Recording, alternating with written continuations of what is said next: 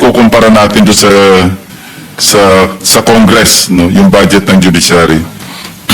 Now, my question is, well, sa executive medyo nagkakalapit dahil ang laki naman. I think ko bloated itong yung permanent position sa executive branch, 1,990,114. So, kung i-compare sa kanilang appropriations, 1,788,532 kung per capita. Now, ang tanong ko is, which PAPs, no, programs, activities, and projects will be sacrificed or won't be given priority given the small budget allocation as proposed sa Judiciary, Mr. President? Well, immediately, as mentioned earlier, the infrastructure, the buildings for Cagayan de Oro,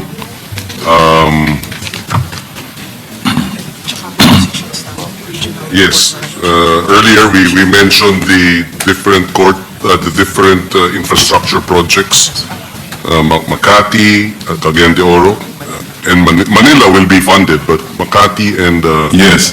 will not. The other is the personnel services will suffer because Wala tayong PS, so MOE dito.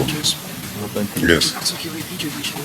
Yes. Yes. Ang binibigay sa kanila as proposed, capital outlay is 2.454 billion. So magkano yung requirement nila to fulfill yung sinasabi nilang nakaprogram or they want to prioritize sa kanilang mga infrastructure projects para sa capital outlay na 2.454 billion, magkano yung discrepancy o magkano yung tawag dito? Yung kukulangin if they want to construct those buildings. The deficit is 8.5 billion worth of infrastructure programs will not be implemented in 2026. That would be Makati, Lapu-Lapu City, Cebu City, and Cagayan de Oro City. The only amount that was allocated was for the Manila Justice Hall. And they're capable of absorbing, they're capable of, they're ready to construct those buildings if they will be given enough capital outlay, Mr. President? The court administrator says yes, they are ready. Yeah. Thank you for the information, Mr. President. So, ang MOE nila is 1.34 billion.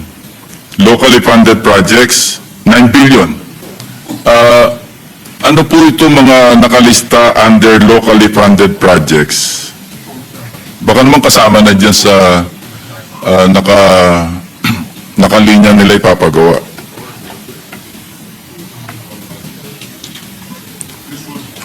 The locally funded projects would be to include subsidy to the IBP, construction, completion, and or repair of halls of justice nationwide, Justice Sector Convergence Program, Strategic Plan for Judicial Innovations, Development and Social Lawyering, PCB on Sustainable Development Goals. What is PCB?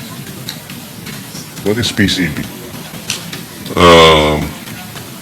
Programs, Convergence, Budgeting on Sustainable Development Goals, Bar Examinations, and Sharia Bar Examinations. These are the locally funded projects. How much did they ask during the budget call? How much? Saan? How much? Sure. How much? How much? The budget call, 20.7 billion locally funded projects. No, yung total po. Ang binigyan sila ng 67.66. So, how much did they ask the DBM or DBCC during the budget call? Was there only given 67.66? 90 billion, 90.741 billion. 90. So, ang deficit nila is around 11. Tama ba yun? 90, no more. 78, Mga, 88, yeah, 20 plus. 20 plus billion. And what was the reason given to them by the DBCC, the economic managers?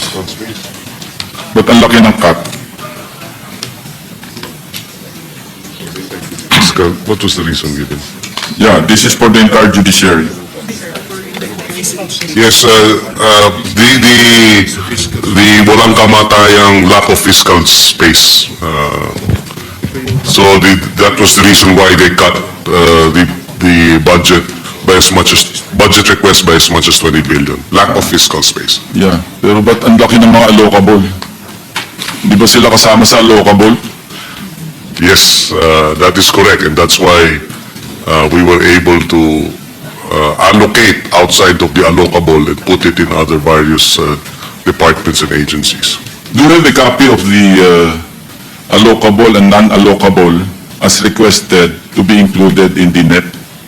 Ang meron lang po ako 2025 eh. I don't have a copy for the 2026 Do we have? net. For the judiciary, you mean? Sorry. For the entire. Oh, Baka yung chairman ng Committee on Finance, baka may kopya siya ng allocable.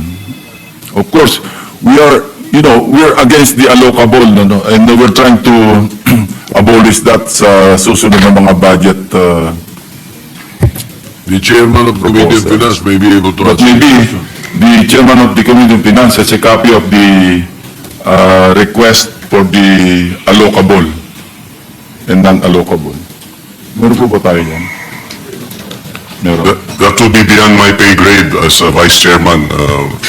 And as correctly pointed out by the Senate President, we will seek guidance from our chairman. Correct me if I'm wrong. Correct me if I'm wrong, but may I know if it's not included the budget, no, the income that the Supreme Court JDF is not included. That's It's not off included, budget, ba? Mr. President. Mga magkano yun? That we don't know.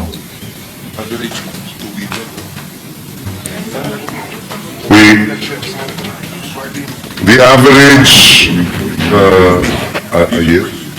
The average collections from the JDF would amount to about 2 billion a year. Ah, maliit. These are legal fees. Yes. Anyway, so much for that, Mr. President. Anyway, we can get the official records later. You know, on another topic, I understand that the Judicial Integrity Board has been abolished upon the expiration of the term or terms of the chairperson and its members. And it's now being replaced by the Judicial Integrity Office. No? My question is the Judicial Integrity Office fully organized?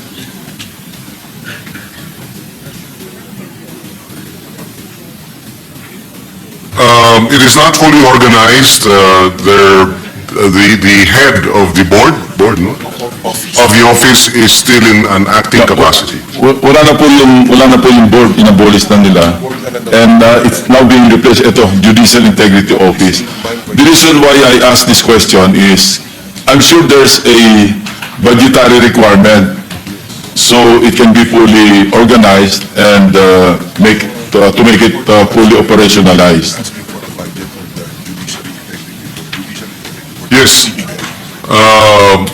Prior to the office, while the Judiciary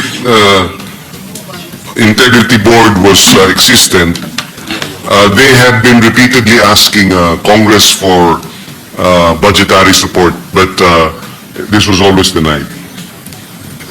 Now that it is an office, maybe this time around, do you have any idea how much would this new office entail to be fully, not maski even not fully operationalized, para lang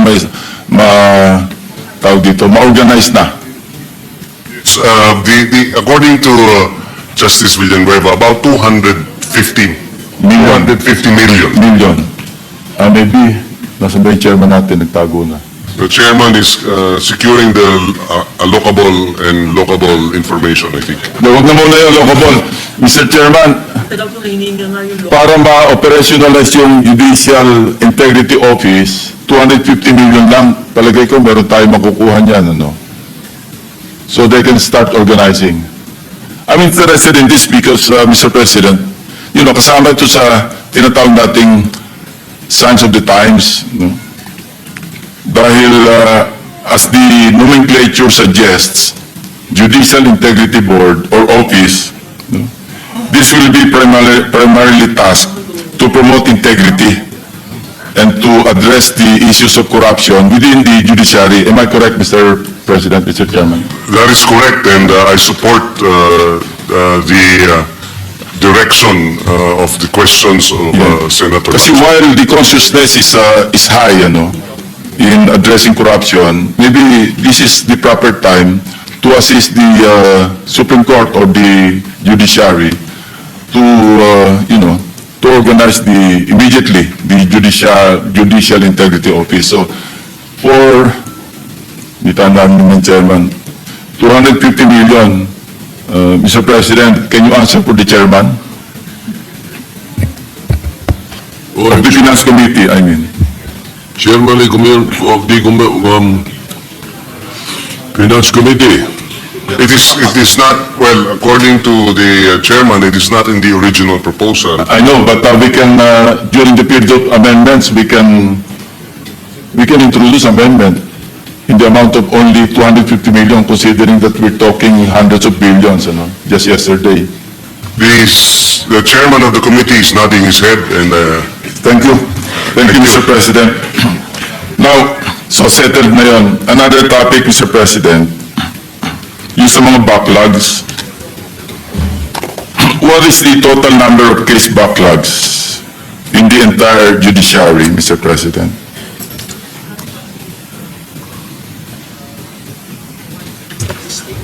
This is pending, and then this is the total case loads, disposition rates for the lower ones. for the lower courts, the number of the total caseload is 826,000.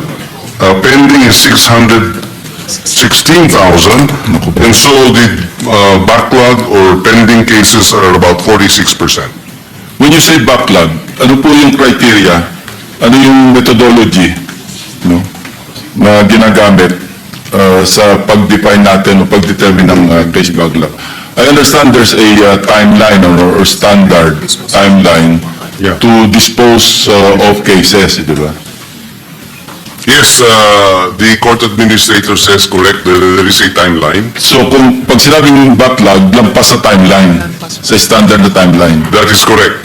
And out of 826,000, more than 600,000 yung case backlog. That is correct. The timeline is 180 days, working days. And what's the average beyond the timeline? Ano yung average na period sa mga backlogs? Just the average, Mr. President. About, well, 180 days is the timeline, but, so 2 years. So, 2 years would be the average backlog. And 180 days is just about 6 months, di ba? Yes, Yeah, 6 months. Tapos 2 years. medyo mahaba. No, how would they address this problem, Mr. President? Kasi common complaint ito, especially among those among the families of the respondents who are incarcerated, no, for some reason, maybe unavailable or walang financial capacity to post bail. Tapos Yes, kung 2 years, baka mag-serve sentence yan, tapos ma-acquit eventually. I think that's a great injustice. yes, that is correct. According to to Justice Villanueva, there are several factors that contribute to these delays. But because of their amendments to their rules on procedure, napabilis na nga ito.